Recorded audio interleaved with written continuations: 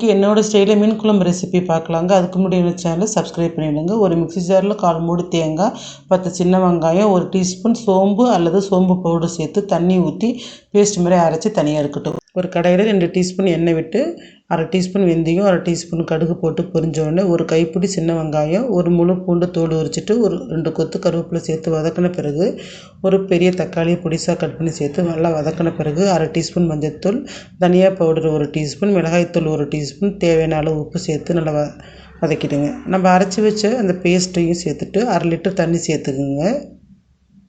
ஒரு எலுமிச்சம்பழம் சைஸ் அளவு புளியை நல்லா கரைச்சிட்டு சேர்த்துக்கணும். நல்லா கலக்கி விட்டுட்டு மூடி வச்சு ஒரு 15 நிமிஷத்துக்கு அப்படியே கொதிக்கிட்டு நல்லா பச்சை வாசனைலாம் போன பிறகு 1/2 கிலோ மீனை மஞ்சள் உப்பு போட்டு கழுவி வச்சுருக்கேன், அதை சேர்த்துக்கிறேன். நல்லா அப்படி மூழ்கிற அளவுக்கு பண்ணிவிட்டு மூடி வச்சு நல்லா ஒரு 15 நிமிஷத்துக்கு லோ ஃப்ளேம்லேயே வச்சு வேக வச்சு எடுத்துருங்க.